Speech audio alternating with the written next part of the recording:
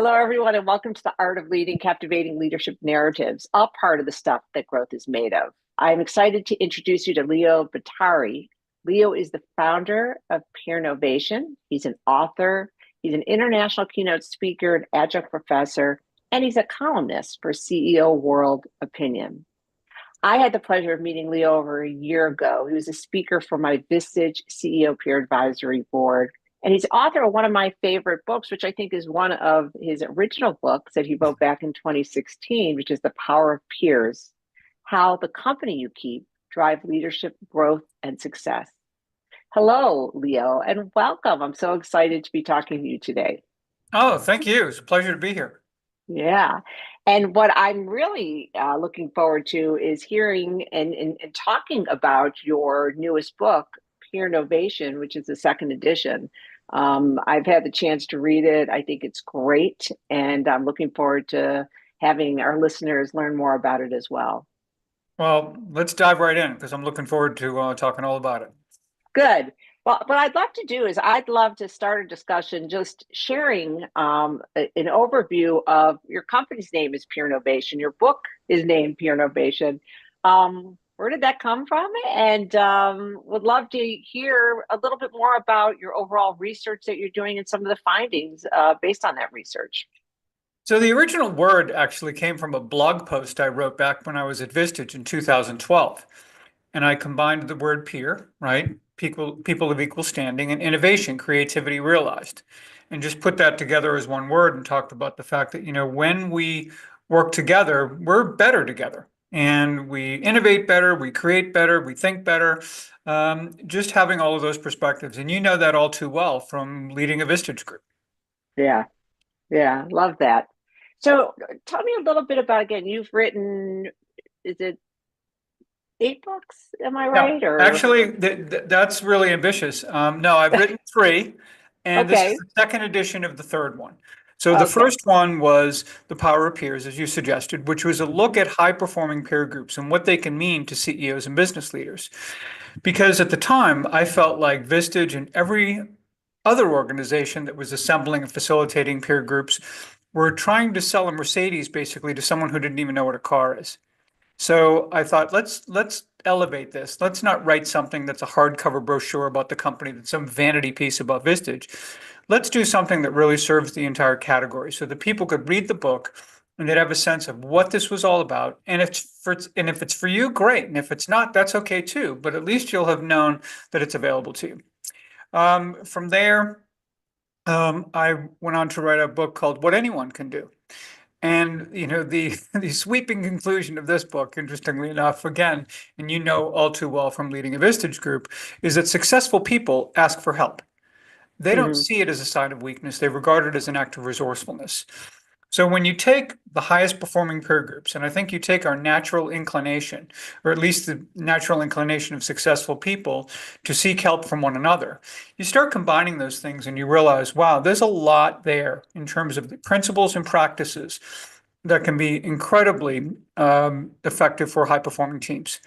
And so in 2021, that's where Peer Innovations came from, 2020 Mm. actually, where Peernovation was written after working with about 125 different groups of teams. Today, that number has eclipsed 800. So Wow. obviously, you learn a few things along the way. I felt like I wanted to spend more time on the three dynamics that were, I think, common to all of those high-performing peer groups, and I think translates to teams as well.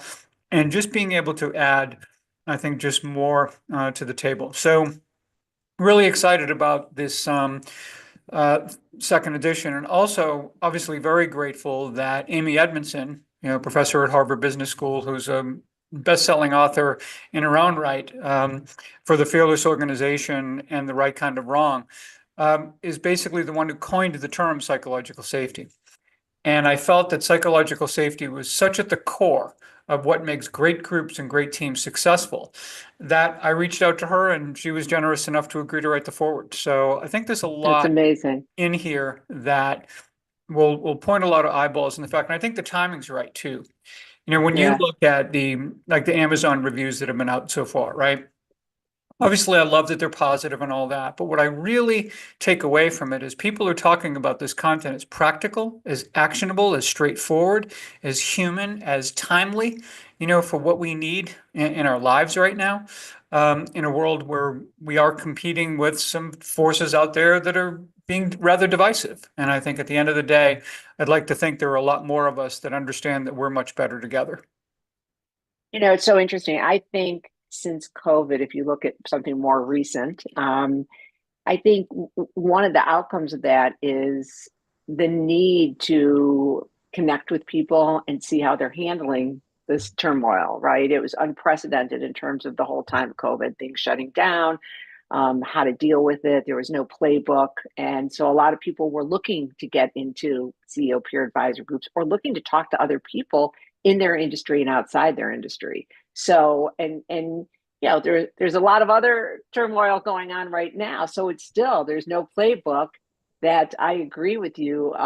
It's, as you're saying, some of the reviews are saying, boy, more relevant than ever. I think that's part of it, is that people are really searching for um, something to help them pave the way and navigate some of these times that we've never experienced before. One of the So, things that COVID, I think one of the things that COVID did also was it really got us to see each other as human beings. It tapped into mhm, our collective humanity. We didn't just look at one another as coworkers. When all of a sudden people would be on Zoom calls, and before there were a lot of the backgrounds and all of that, you just saw what was going on in the background. You saw artwork, you saw kids playing around, you saw dogs, you saw very human stuff taking place as people were trying to navigate. How do I do my job and manage everything else that's going on in our lives? And some of it was deeply, heavy, for a lot of yeah, folks. And yeah, so when you had leaders running meetings, and instead of beginning with "What have you done for me lately?" they would ask, "How are you? How is everybody?" And I think it got us thinking about one another a bit differently. We were just that much more cooperative, that much more collaborative and understanding. We may have lost a little bit of that now as we come off of that, but I'd like to think a lot of that has still lingered, and that we understand the benefit of truly treating one another, in that regard. yeah. I love that. I agree. So, I think a lot of things we just talked about probably answers this question, but as you look at this journey of writing these three books, and you've talked a little bit about some of the things with COVID, is there some other ahas over time of what's changed in the workplace, of why this is more important than ever, and especially to be competitive advantage is really having that connection of peers, whether horizontally or vertically within an organization. Yeah, I think there's a lot of things, but for the sake of this, I think I'll boil it down to two. One of them, of course, is big shifts in terms of the workplace and who comprises the workplace. In 2025 now, roughly, on average, about 64% of our workforce are millennials and Gen Zs. And by 2030, it's going to be 75%. So that's number Mm, one. Second, change is going to be that much more rapid. And so we have to really be able to tap into not, just not thinking about our organizations in this vertical construct, right? We've got our CEO and our executive leadership team and our SVPs, VPs, directors, and managers. We also have to understand, and I think as people do, in fact, whenever I go to a Vistage group or any other kind of peer group and I ask CEOs, do you have people in your organization who are really influential with other employees, even though they're not super senior level folks? Every hand in the room goes up. Of course they do. yeah, So I think recognizing those horizontal dynamics, particularly among these generations, is going to be essential to getting people behind these initiatives, these changes that have to be made, and I believe have to be made successfully, so that we do a better job, let's say, of successful change than the track record has indicated thus far. Right? When you look at failure and underperformance rate of change, it's not great. So I think we can do better. And I think if we understand that we've got a different workforce today, understand that change is going to happen that much more rapidly, and that leaders need to tap into their organizations horizontally and laterally as well as vertically. I think that's why the timing of what we're talking about here with Peernovation is so important. When you and I were talking recently, it was something I really didn't think about with the generational. I mean, I look at my adult kids, they're in their late 20s, and how important that peer perspective and validation is. So, I just never really thought about how that applies to the workplace, which is what I think you just talked about and you do well in terms of highlighting in your book as well. So, to me, that was something that really got me thinking that just, how do you tap into that? And I think you laid that out really beautifully. Well, our peers, let's face it, have always mattered to us from the time we were little kids. Of course, now you put that on steroids, if you will, with social media and everything else, and the challenges and some of the forces at work there, make things really interesting, obviously, for young people today. But when you think about organizations, and so the Edelman Trust Barometer, and I know we've talked about this before. Basically, if you look at the 25 years the Edelman Trust Barometer has existed, there are many narratives that have emerged, obviously, but there are two that I look at in particular. One is this idea that in 2003, 2005, 2006 became the emergence of like us as a principal spokesperson, as people looking to us, looking for our opinions, which is why 10 years later, after 2005 or 2006, this emerged from the trust barometer, we're always checking Google and Amazon and Yelp reviews and everything else. We don't know these folks from Adam, but we have this shared Yeah. interest and shared experience on things, and we factor it in our decision making.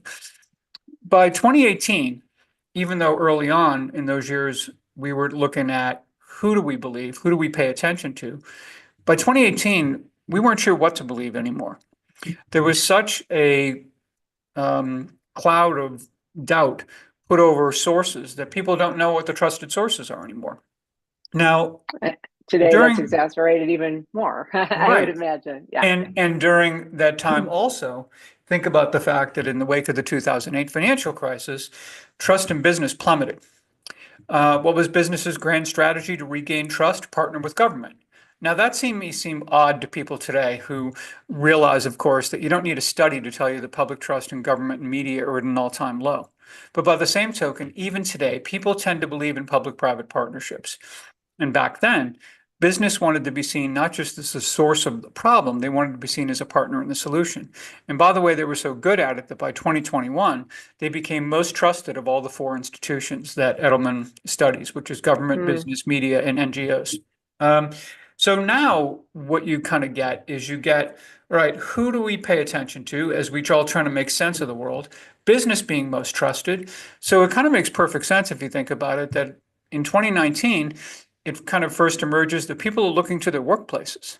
They're working to the people that they know and work with every single day to just try to make sense of things. They're looking to their CEO to make a difference and show them there's some purpose in what they do. And interestingly enough, too, in 2019, they asked employees a very specific question. They said, where do you find out what is really happening in your organization? And of all of the places people could get information, right? Informally from my coworkers, top of the list. Now, if you think about it, because of the way they asked the question, it isn't to suggest that this is where they first heard the information, but this is where they find out what it means. And so this speaks now to people coming together. So let's say you're a CEO of a company, you announce a change. What happens? The people get this information, what they do, they engage one another in sense-making exercises, and they make decisions about we like this, we don't like it. It's good for us, bad for us. I don't know if it's going to work. Last year, there was this big announcement. There was all this fanfare. And 30 days later, no one was talking about it anymore. So are we to hold back or are we to lean into this? And if you think about it, what happens in those moments can be a Yeah. self-fulfilling prophecy as to whether change is going to be successful or not. So I think all of these things, again, they converge in a way that I think is really powerful and really worth paying attention to. Yeah, it's interesting on so many factors. Again, going back to who are the key influencers, forget the decision makers, but you look at that informal org chart of power, right? Who are those influencers and how do you make sure that they are roped in and involved and providing feedback and buying in? So when people go to them, your agenda of change can move forward because they are so influential. I think the other thing is, based on what you just said, Leo, it it puts even more of, maybe not the right word, burden, but responsibility on the leader to get that right. And that also highlights how important it is for them to have this peer group, this cross industry peer group, to understand, how are others addressing some of these things? What are some of the best practices? And having a place to go to talk, when there hasn't always been this playbook, if you will, to address some of the things you just talked about. Well, the other real burden on leaders too, and let's face it, because in so many organizations today, even though there's certainly some evidence that people are kind of coming back to the office at a certain level, it's still a pretty distributed workforce. And for leaders to actually communicate with the level of clarity that's going to be Yeah. necessary with things moving so quickly among so many different stakeholders and so many different audiences is a huge challenge. Grammarly-Harris poll just a few years ago did a study that basically said in the US alone, companies are losing $1.2 trillion annually due to ineffective communication. And of Yeah. course, one of the things they predicted about this was that this is not going to get any better anytime soon. And why? Because when you ask people, leaders and knowledge workers, are you a good communicator? We all think we're great communicators. Right. So we're not looking in the mirror figuring out how we can be deliver our message with greater clarity. We think we're doing great already, but evidence suggests otherwise. And, There's no and it's our self-awareness. responsibility to deliver that Yeah. message. The receipt of that message as intended is 100% up to the leader. And I think leaders have to embrace that and understand and recognize that. And that's And tough. communication is not necessarily once, right? It's not No, like no. you communicate once and it's all done. So it's a great conversation. We've talked about some of the things.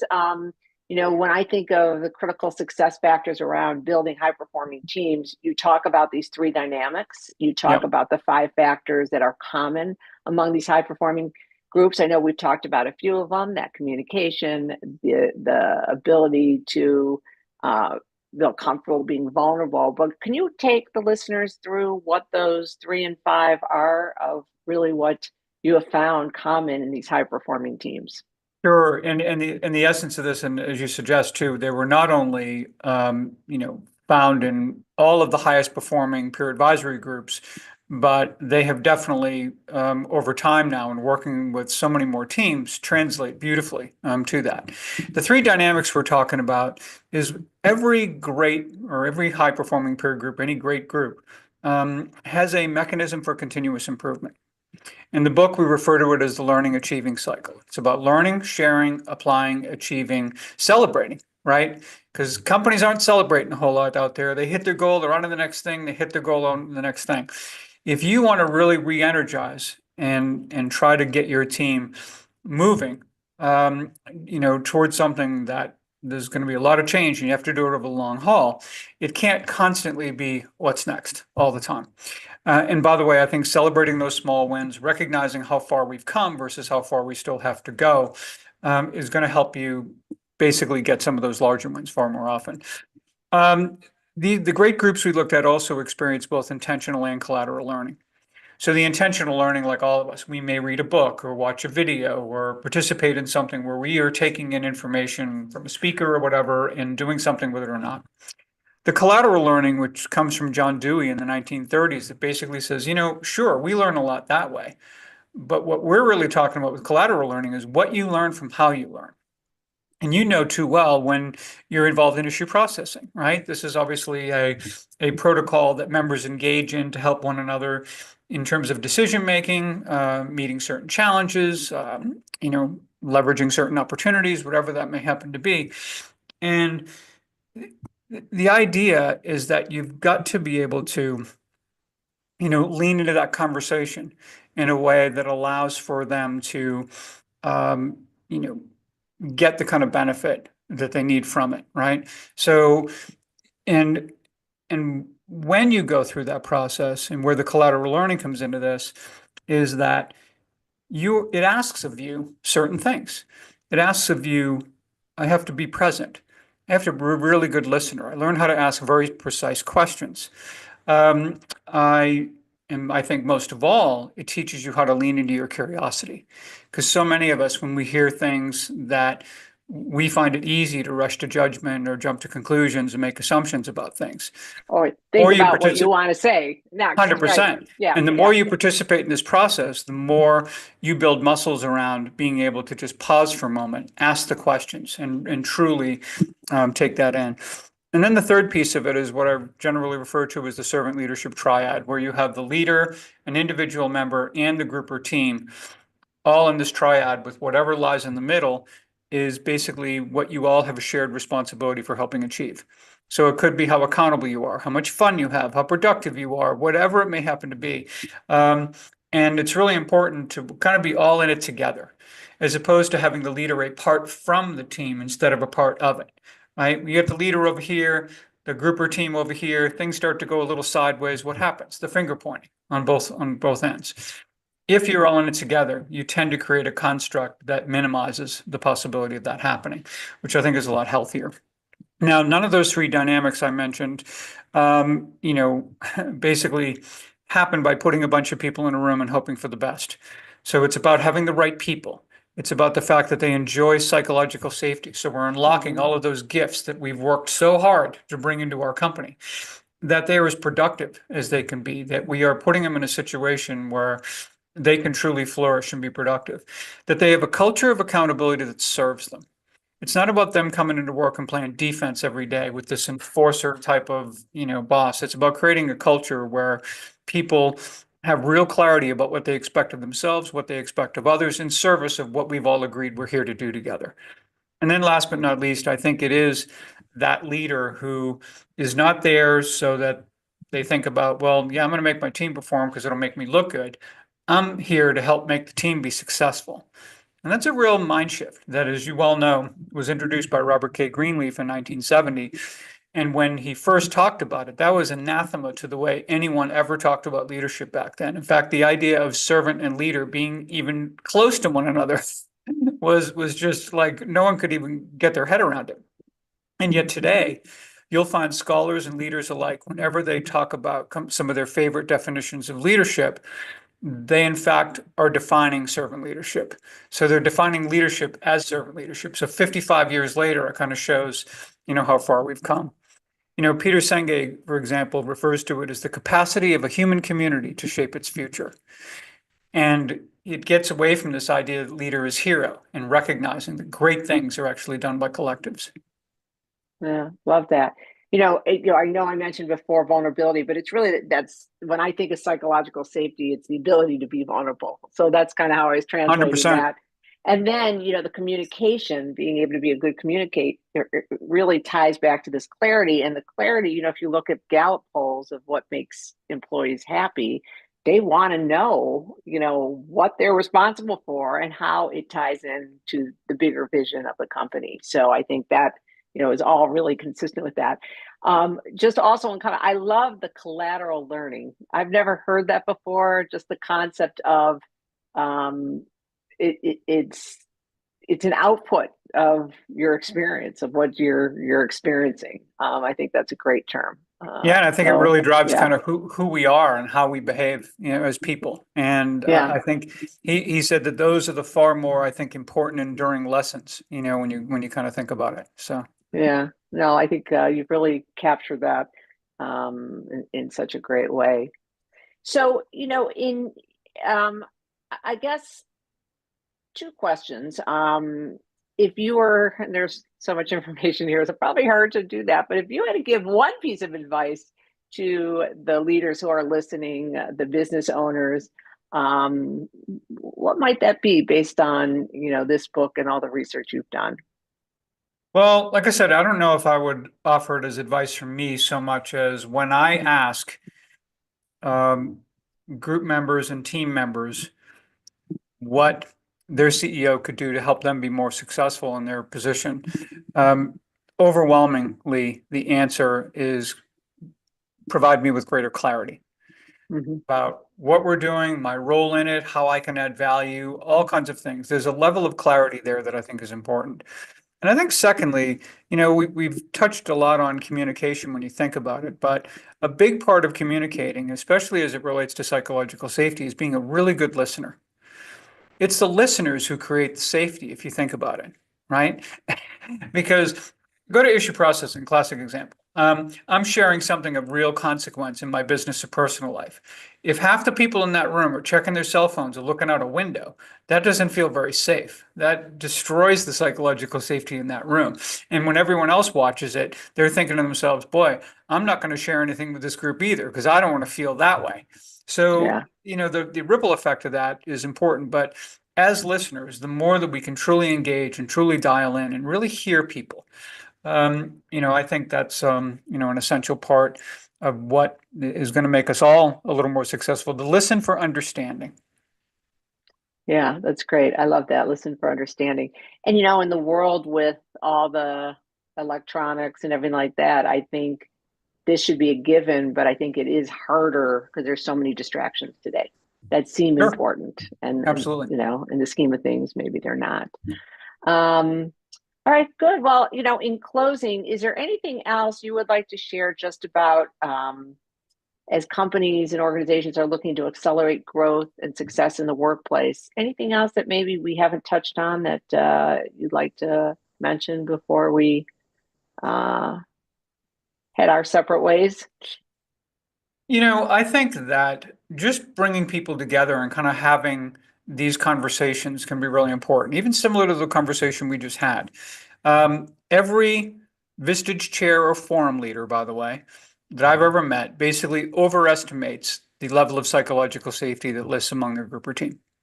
Now, I understand why they do it. It's aspirational on one hand, and they believe I think rightly so, that they've created the environment for people to feel that way. But that isn't always where they are. Um, and you talked about this notion of our communication needs to be repetitive. We need to keep at it. These things that we're talking about today aren't check off the box activities and then we Right. move on to the next thing. They require constant attention and intentionality.